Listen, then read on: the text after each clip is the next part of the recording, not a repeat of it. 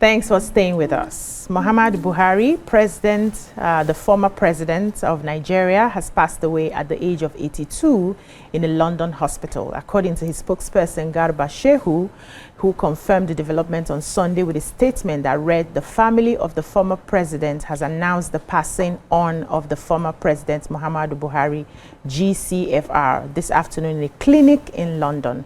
May Allah accept him in Al-Jannatu." Help me, Enima. Al-Jannatu Fidas, yes. Amen. Buhari served as Nigeria's president from 2015 to 2023 and previously ruled as military head of state from 1983 to 1985. What are your thoughts about what we heard yesterday, the news of his passing? What will you remember him for? What would you like to say about him? You can join the conversation and call us on 02016352013 or 09024163440. Tweet us at TVC Connect using the hashtag YourViewTVC. So the news was shocking to me. It was my husband who went to cut his hair that sent me a message on WhatsApp that they said the president has, the former president has died. Have you heard? I said, no, I did not hear. He said, go to your platform. You would hear. And, you know, when I checked it out, I was wondering, I didn't even know when he was ill. You know, there was no news about him. After his tenure as president, he had retired to Daura. His life became, you know, private after a few visits that they made noise about going to visit him in his Daura home. Every other thing was just silent. So when he went to the hospital, he was sick for a long time. Nobody really knew about it. So the news came as a shock that he finally passed on. But let me come to the ladies. What did you think when you heard about it? I know that we're supposed to only say good things about the dead. The dead. So there are two things in my mind. Of course, he has children, he has family, and every one of them mourn the loss of their loved one. And so from that point of view, our hearts and my heart joins them, and I pray for their consolation, that God would help them through this journey. There's another side of me that is saying he's 82. The Yoruba girl in me is saying celebration of life. Let's declare Ashwebi and go and eat rice. And then the third part of me, the Nigerian who had to deal with the president, then president, and some of the decisions that I'm not pleased with, is like, see you, after everything, disappointment, you are keeping it. Disappointment of death is an appointment all of us would keep. And so regardless of what you did and what you did not do, when you pass, people will talk about what you did not do, how you did it, and how you did right, what you did wrong. So on those three levels, there's a fight in my spirits on which one I should give rein to on the show today, because genuinely, for a man that has lived and served this country as president twice, he should be celebrated for the life and the impact he's had.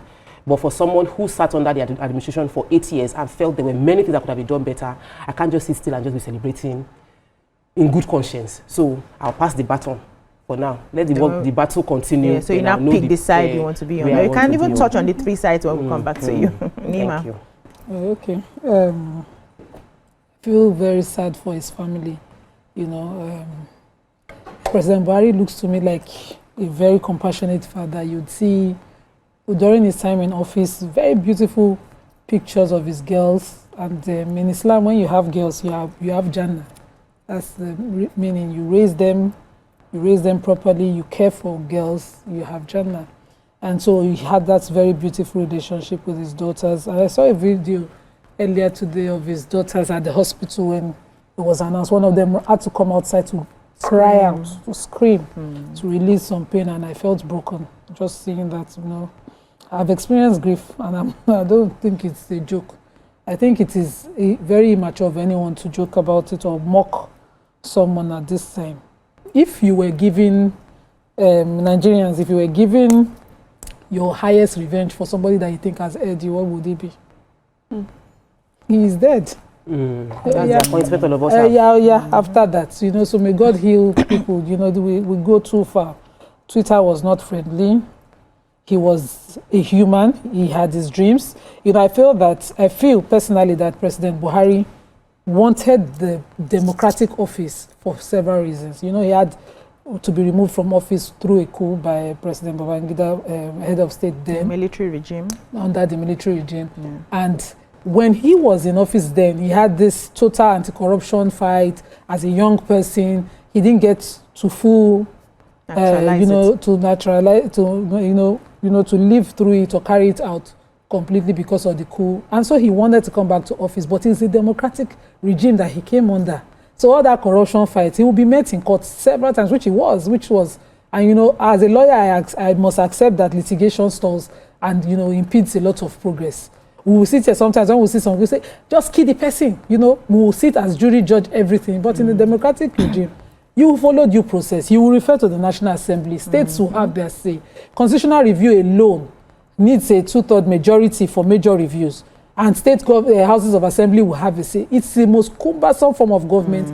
And he came back under it trying to remedy or finish his earlier plans as head of state. So I just thought he would not really achieve much. And I think towards the end of his second term, he knew it.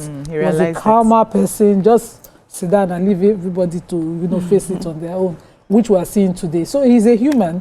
When you're faced with your own, you just might think it will be this way, that way, that way. So you get in there, you play the politics. Yeah. The office is waiting for you, we play it, there's nothing. So I am more understanding of what we call his flaws, having this understanding, except when we want to become a China today, which most Nigerians will never. If it is your lie, we have different definitions. In China, they have only one definition for corruption. Only one. Yep. But here, we have misappropriation, misappropriation, extortion. We have different names, and we have classes and grades that we give them. For certain financial fraud, we still have 5 years as a sentence term in our books, in our statutes that our National Assembly have passed. It took forever for them to put a death sentence on kidnapping that results in death in custody. So a lot of things like that, it's our style of governance. And we should be less judgmental, because if you reach your turn, it isn't as easy as that, and it's not really easy. Because I will be waiting to use the law to object to anything. It's everybody's time. He's done his time for whatever errors he has committed.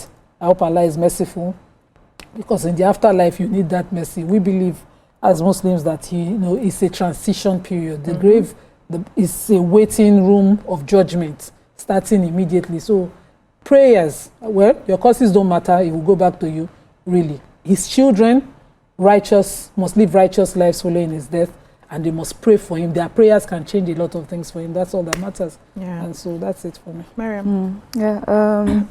For me, I was surprised how I felt so sad, It almost felt quite personal, and I didn't understand it. We've had leaders that have passed on, but you accept it as, okay, we had a leader and passed on. But this one just felt quite, I just knew that yesterday it dampened my spirits, for a bit. And I guess it's just, people are human. And I remember when he was coming the first term, I was among those who was quite, among those that were quite optimistic about what he would do for our country. And eventually, my optimism faded away, But I feel that there's also a time for different types of conversations. And I think for today, the conversation really is about his life and the positive legacy that he's left behind, his family as well, This is a man who was a father, a husband, grandfather, and I know that in many homes right now, people are mourning him. He was a friend, to so many people. And I feel that we can mourn him, honestly, because he was not Hitler, but he had his flaws. And for that, I feel like we have spoken about those flaws many times. We've called him out on some of the things that he should have done better, that he didn't do. But today, for me, I would rather use today to mourn the man that served our country as a military head of state and also as democratically elected president. I remember him for, just especially in the first term, which was, there was just so much positivity then. We were looking forward to so much more. I celebrate him also for the lessons that I have learned, for the sort of person that I want to support, you know, to sit in the office of the president. It opened my eyes. You know, I felt that I was quite naive in the beginning in that era, but I felt I learned a lot from the positives as well as from his flaws. So for me, really today is that my heart goes out to his family, and may his soul rest in peace. Yeah. So, you know, when I heard the story, it also broke me in a sort of way I didn't understand, because nobody really wishes for death. You know, everybody wants to go to heaven, but nobody wants to die. Yeah, and so when you hear that somebody has passed on, it just reminds you that, this life is fleeting. All the things that we are dragging, all the things that we are fighting about, at the end of the day, we will go how we came. He died without any of his, you know, properties. They are going to bury him without clothes based on his religion. And it just reminds me of the futility of life, that everything, this is more like, yes, this is more like a school. We are passing through. We are just passing through, and when it's your time, when your expiration date comes, you would have to go. So I was just ruminating about death, and you know, it's a conversation that many of us really don't like to have. We just want to focus in our heads. When we focus more on life, we will not die. But everybody has an expiration date that we don't remember. So if you like, focus more on life. When your expiration date comes back, you would go. And that is exactly what happened. And I know that right now the family members would, you know, be feeling really bad about their loss. You know, there's something the scripture says that we should mourn like those who, we should not mourn like those who do not have hope. We should always remember that there's life after this person. And, you know, according to the different religions, there are different places that he would have gone to right now, waiting for judgments and all of that, depending on what they believe in. And that's what should remind us when we are mourning, so that we don't mourn like we are hopeless and helpless, right? And I think that should be the mood. I think, personal opinion, that should be the mood that many Nigerians should carry on right now. Going back, reviewing our lives. What does this life mean for us? What exactly, how do we begin to live our lives in such a way that when we go, you know, there's a legacy that we have left behind. There are certain things that people will say about us when we are no longer there. And I know that one should not concern you after you have gone, but, you know, live your life in such a way that, you know, many people will not be so conflicted as to what do I say, how do I stand. It's impossible. Yeah, so it's impossible. So that's one. No human being dies, and you will not see two sides of. Yeah, I also wanted to ask, no human Nima, being. let me land this question so that you respond. When do you think is the right time? Because I listened to the radio coming this morning, and the criticisms were not here. It was tough. People were talking. They were insulting, you know. And I'm asking myself, when is the right time for us to discuss our past leaders, their past successes and their failures? Is it at the time of death that we bring all of this to the fore? Or should we have time and time again where we review them even while they are living, so that when they die, like you rightly said, there's a time to have certain conversations? But I'll take this response when we come back after the short break. Stay with us.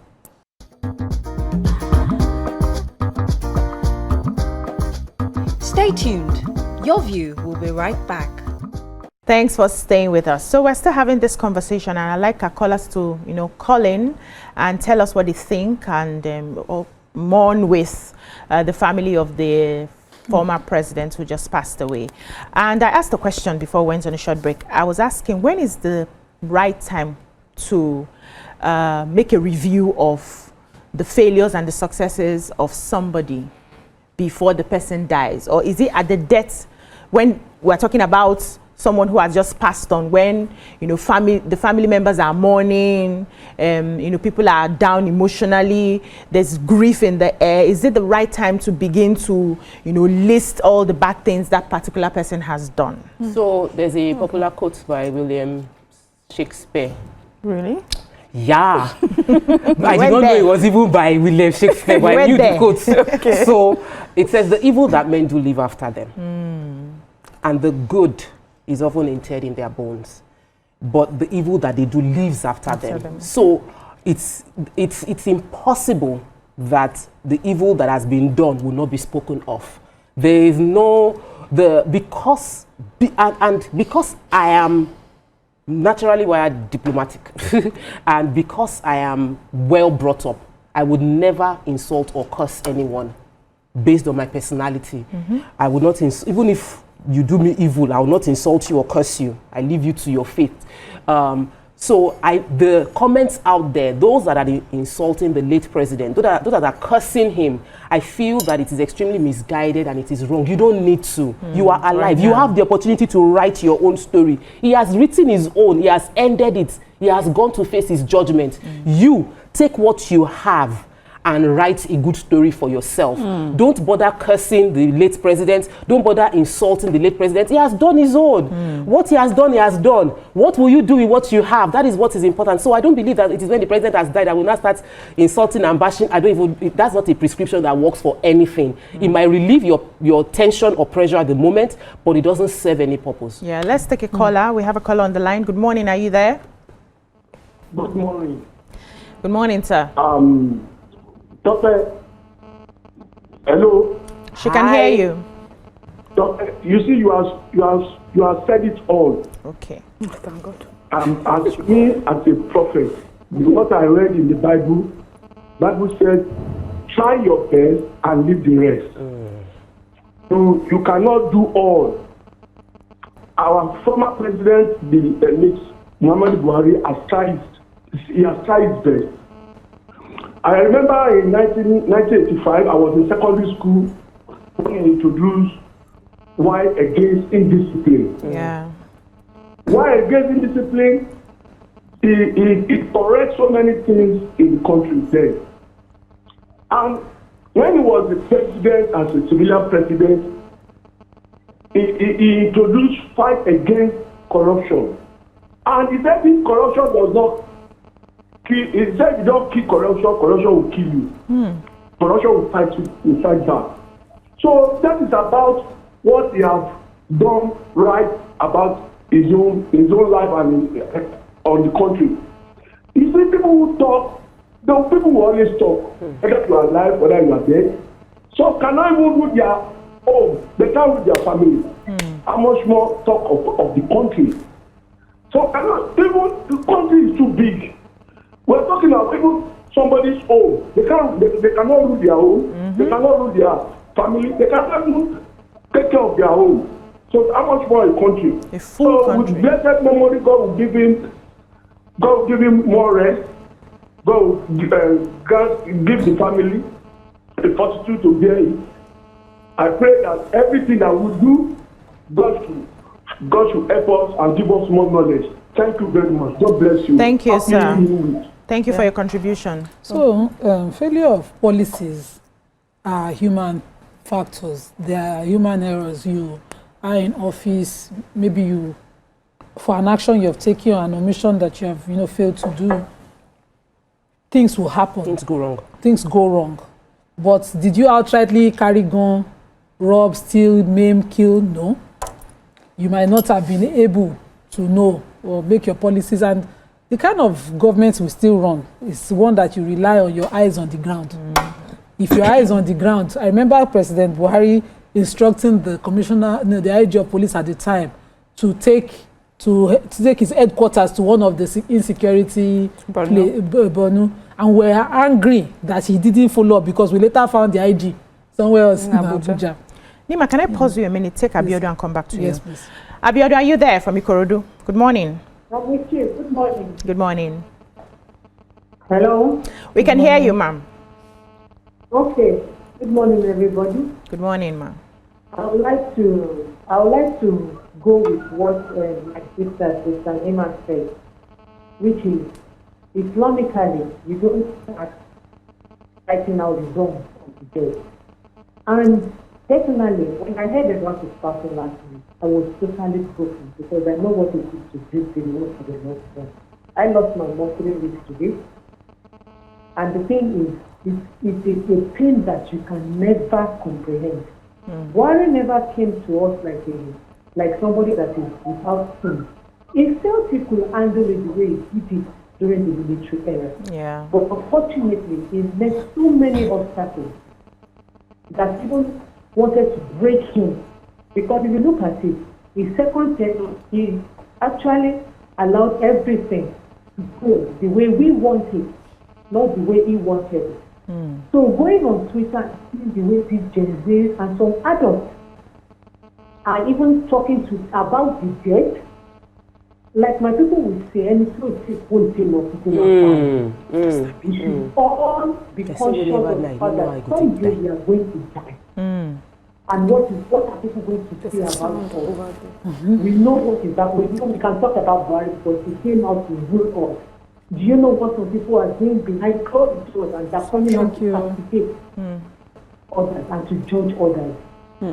Allah help us. May God give us a happy ending. Let us correct our wrongs. Thank you, Abiodun. Thank you so much. So Allah give us a happy ending and help us to correct our wrongs. It's a prayer we do every day.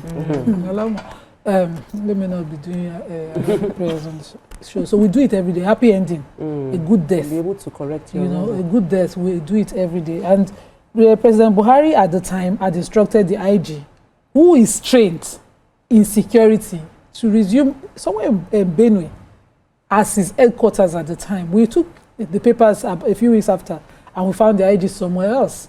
We were angry with him. The president, Asiwaju right now too, has, continuously as the ADCs, what's it called? Chief of Defense Staff, the Chief of Army Staff, all of them to do something needful. We see the corruption within the security system in Nigeria, where we find them complicit. I remember this kidnapper who was discharged after killing a set of police officers who were supposed to go and bring him for his trial. I'm trying to get all the details of memory. And he was released after a few years and welcomed warmly by his people. Those people said they Twitter now, they swear. He was welcomed warmly by his people. The police officers whose families were rendered without breadwinners, they are the only ones mourning. So it's just not a balance. When we say it's evil of a leader, we have leaders like Adolf Hitler that she has mentioned. Someone is sitting in Israel right now, busy killing babies, enjoying Gaza. It. There's been an orientation of killing babies and killing helpless people and enjoying it. And those are evil acts. Can you play such a thing on President Buhari? No. Let me come to Miriam. Yes. So, the question you asked is this, when is the right time to talk about the things that he may have done wrong? And I say it's every day that we have had an opportunity to talk about it, we have spoken about it. Thankfully, our country is the one that we can speak our minds, and there have been many opportunities on this platform, various platforms, individually, as a country. We have sat down, we have criticized his government, his governance, his policies. So for me, personally, I feel like on a day of his death or the day after could be a day that we can shelve that aside. But this is not to say that, I'm in any way invalidating people's pain and people's experiences as a result of his administration. Okay. The truth is that there's some things that happened that could have been avoided with better policies, with what we assume would have been him, showing up even better. And so people suffered for that. Yes, he did not carry a gun and stand on the road, but there were things that he did or didn't do or would have done better that affected millions of Nigerians. And so I want to say that at this point, I hear people, I acknowledge their pain, all our pain, acknowledge the things that we went through. And I say that every day for the rest of our lives, we can talk about it and call him out and criticize it and sit down, at different seminars and conventions like we like to write books about it. But on a day like this, I think we can give him the honor of the positives that he was able to give us. And remember, and this is really in humility, because we are all flawed. In many ways, many of us, we sit down here, some of us sounding very intellectual, like we know what we're up to. I'm telling you, God, we have a flat tire, we are looking helpless, so just to honor him for today. We'll take a short break now. When we come back, we'll continue the conversation. Stay tuned. Stay tuned. Your View will be right back. Thanks for staying with us. We're still talking about our late ex-president, President Muhammadu Buhari, and we've gone through, some of the emotions that Nigerians are feeling as a result of his policies. But let me come to talk about. Yeah. So Mariam said something, about sometimes because we know we are human, compassion, focus on the good side. And there's something I've always found inspiring about the late president, Muhammadu Buhari. The fact that he never gave up. There's just something about it. Whenever I think about it, I'm like, there's this tenacity that he failed and failed and failed, but he never gave up. He wanted that position. He tried. He cried. I remembered him crying after he lost, and then he still didn't give up. And when people pass on, we can talk about many things, but we should also draw lessons from their life. That's it. This is someone that never gave up. He had the opportunity to go back and do something, and he said, we will die here. And he's also someone that even when he was in power, people felt he was dead. There were many controversies around him as a president that it was dead. It's a Yar'Adua situation playing out again. This is not the real president. And then he showed up, and he showed up even years after. It's sort of like, and this is for me where I draw lesson that if anybody is out there wishing you to die or wishing that something would not happen, just remember the president, former president Buhari, and say, I would live and do what I've said I'm going to do. I would serve my people. I would enter this. I'll become the president. When he was campaigning, they said, oh, the way he's looking, he's going to die. He's looking like breeze wants to blow him and all of that. There's no votes. He did 8 years.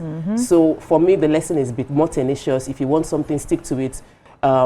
Trust God. And while you might not be perfect in how you do it, you got to do it. Don't give up before your time. I agree. I agree. But I also disagree. There's something that Shakespeare today has come to my head again. Leave the stage when the ovation is loudest. It was something I grew up hearing a lot. And, while he was the military head of state at the short time between 1983 to 1985 that he was there, we felt his energy. Nigerians felt his vision. They felt his integrity. They felt his honesty. He came in with youth, exuberance. That energy was there to pursue a better Nigeria that he wanted. And everybody was speaking about Buhari. He was like an epitome of what it means to be a Nigerian leader who knew where he was going with the country. And the policies he made at the time, even when I sit down with my father-in-law and my dad to talk about some of the policies at the time, you see that respect in their voice when they're talking about him, because they felt it. The grassroots felt that those policies at the time, it was beneficial to the common man, right? But when he came back as a democratic leader, I felt like he was not the right fit for democracy, because maybe the sort of training he had and his personality, so he was not able to shine. It's like when a fish is out of water, you take somebody away from their natural element and you put them somewhere, they would struggle. That's what I see, and that's why I am a bit more compassionate to how he carried on with this last administration. That's the democratic administration, because I sort of understood that he wasn't the right fit. He didn't think it would be that way when he got there. As a military head of state, you can make an executive order and people are moving. But like Nima rightly said, there are laws. You go to National Assembly, you have meetings, the executive, people are there to stamp or not stamp, yay or nay, for any policy to go, and he wasn't the right fit for it. So in my head, that's not giving up. I would have preferred that he just ended it at being a military head of state. What memory we have. Yes, would have been that. But I may be wrong, because... I'm even saying that you're right about that. But one thing with election is that there's a responsibility on us as well. We did not think it was right fit. Why did you people go out in your millions? We didn't know. So I'm saying that it's something we have to go through. Wait, I want to correct something. Because the vision wasn't loudest then. One of us on the table hated. Let me hold you, get Yakub, and come back to you, Nima, please. Yakub, are you there? The military era. Yeah, good morning. Good morning, sir. Yeah, good morning, everyone.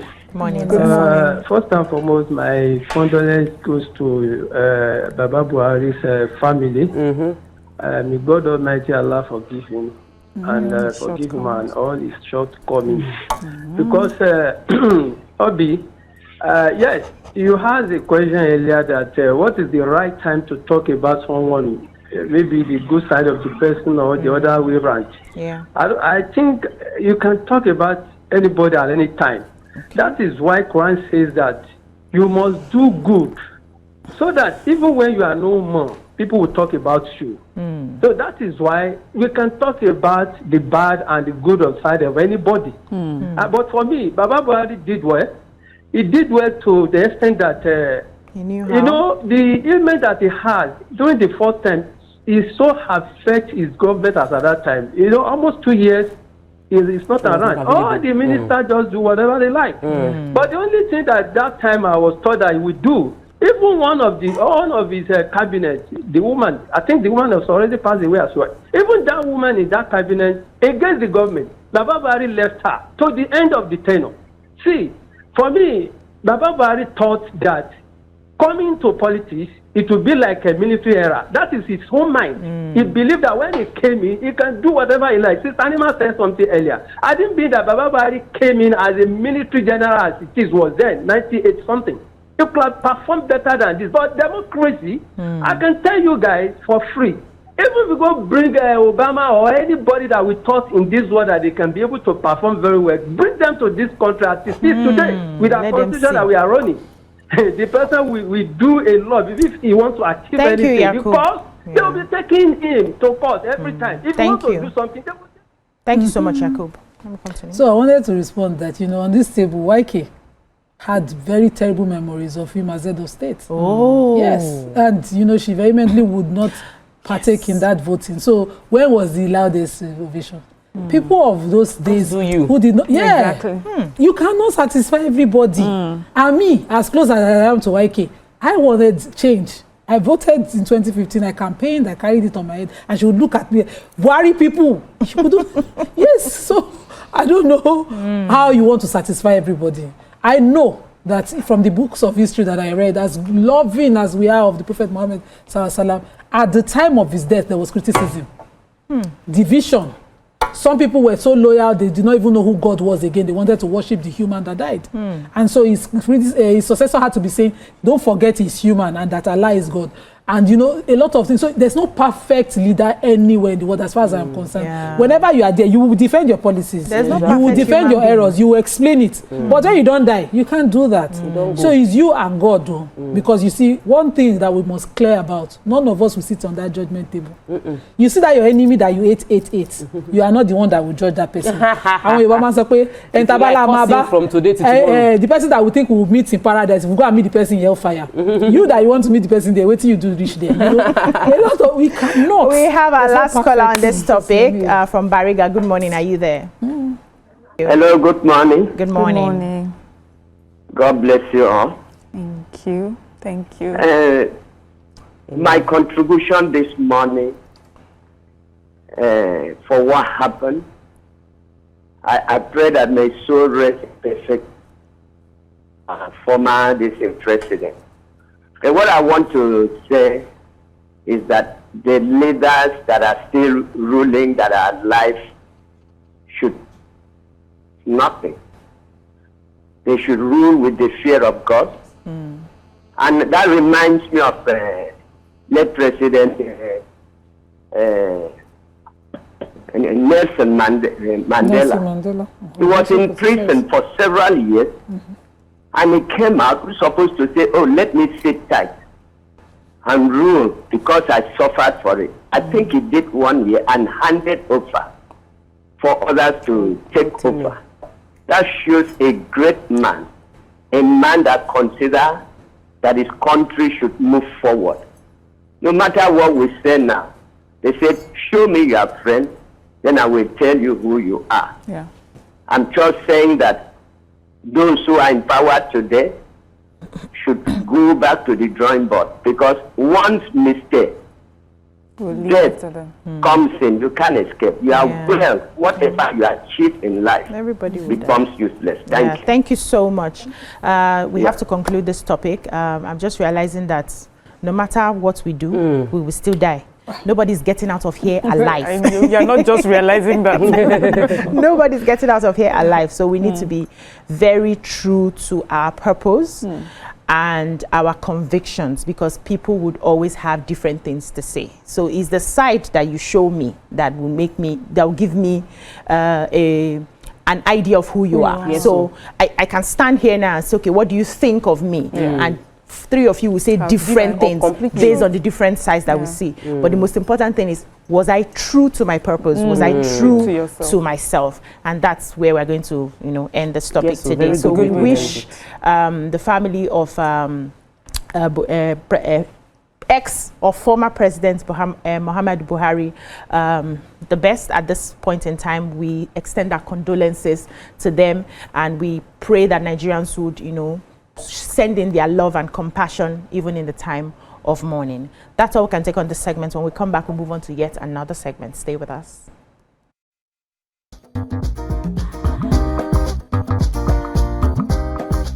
Stay tuned. Your View will be right back.